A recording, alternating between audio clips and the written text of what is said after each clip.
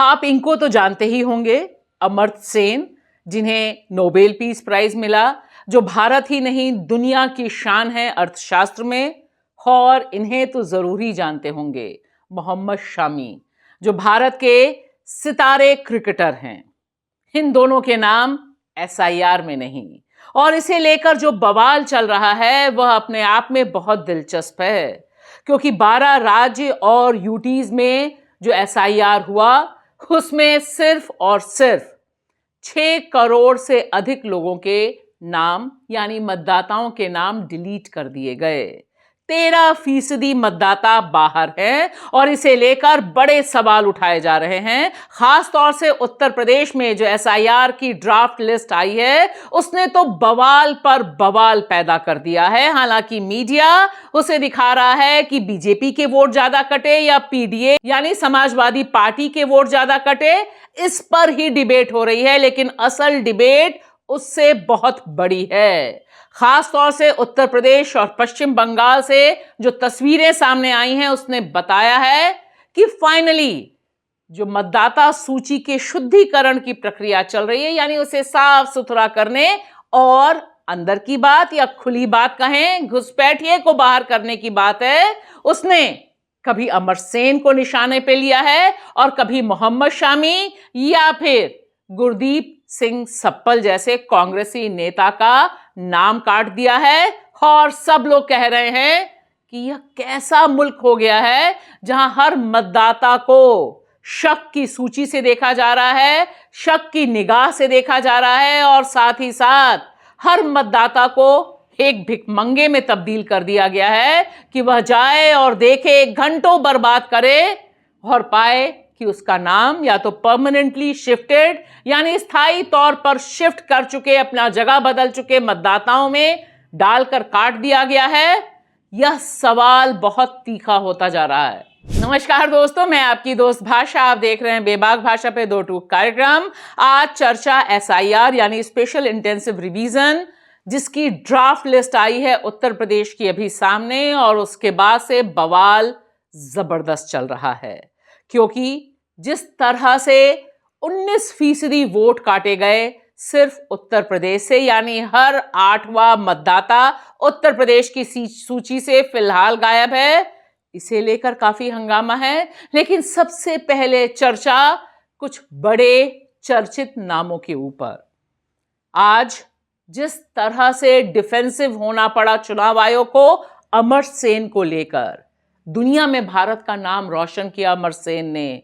भक्त उन्हें पसंद नहीं करते, यह अलग बात है, लेकिन भारत को नोबेल प्राइज दिलवाने का काम अमर्त्य सेन की लेखनी ने किया, और वह रहते पश्चिम बंगाल में हैं। और पश्चिम बंगाल में जो एसआईआर चला उसमें उनके नाम को लेकर ही विवाद हो गया, पते को लेकर विवाद हो गया। किस पर विवाद हुआ यह अलग बात है, लेकिन कहा गया चुनाव आयोग की तरफ से 92 ईयर ओल्ड अमर्त्य सेन को कि तुम पेश हो, हियरिंग में आओ, अपनी स्पष्ट करो स्थिति, माता पिता की तारीख स्पष्ट करो, आदि इत्यादि। जब हंगामा मचा इस पे, तब चुनाव आयोग के हाथ पैर फूले और उन्होंने कहा कोई बात नहीं, आपको आने की जरूरत नहीं है, हम गड़बड़ी ठीक कर देंगे। अब सोचिए, अगर अमर्त्य सेन का यह हाल है तो इस तरह के जो अनगिनत वीडियो पश्चिम बंगाल से आ रहे हैं कि 94 साल की, 87 साल के प्रेग्नेंट महिलाएं, सबको पेश होना पड़ रहा है एसआईआर हियरिंग में अपना नाम जुड़वाने के लिए, करेक्शन करवाने के लिए।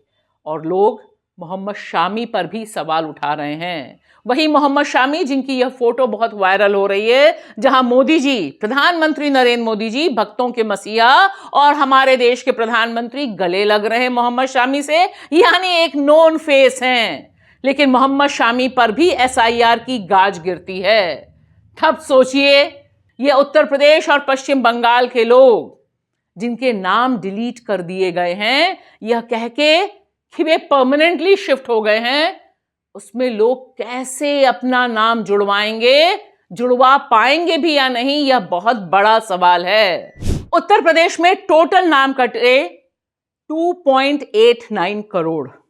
इसमें से 2.17 करोड़ वे लोग हैं जो परमानेंटली शिफ्टेड हैं। गुरदीप सिंह सप्पल जो कांग्रेस के नेता हैं, जाने माने चेहरा हैं, राज्यसभा टीवी के प्रमुख रह चुके हैं, उन्होंने बड़ा खुलासा किया कि किस तरह से यूपी एसआईआर में उनका नाम, उनके परिवार का नाम हटा दिया गया, डिलीट कर दिया गया। जब यह उन्होंने एक्स प्लेटफॉर्म पर डाला, उसके बाद उत्तर प्रदेश चुनाव आयोग ने कहा है कि चूंकि आपने अपना एड्रेस चेंज कर लिया, इसलिए आपको 2.17 करोड़ डिलीटेड वाली लिस्ट में, जहां पर परमानेंट एड्रेस शिफ्ट हो गया, उसमें डाल दिया गया है।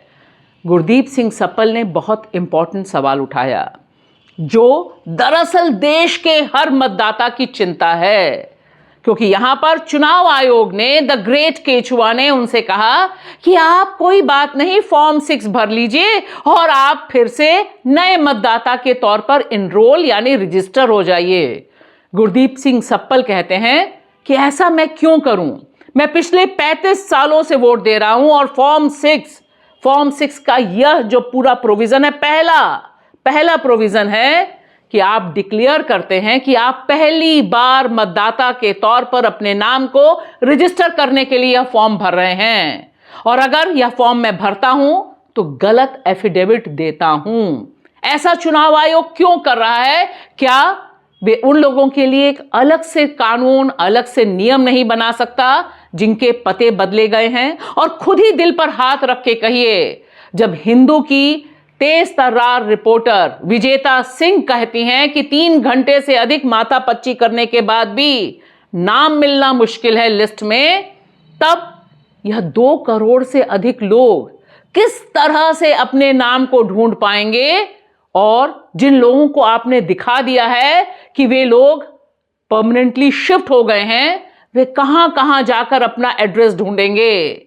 यह एक बड़ा सवाल है, क्योंकि दरअसल एसआईआर की जो पूरी प्रक्रिया है वो मतदाताओं को भिखारी में तब्दील कर रही है, लाइनें लगवा रही है, लोगों के हार्ट अटैक्स हो रहे हैं, और चुनाव आयोग मगन है। ध्यान से देखिए, यह आंकड़ा यूनियन टेरिटरी अंडमान निकोबार का है। 20% से अधिक नाम यहां से हटाए गए हैं।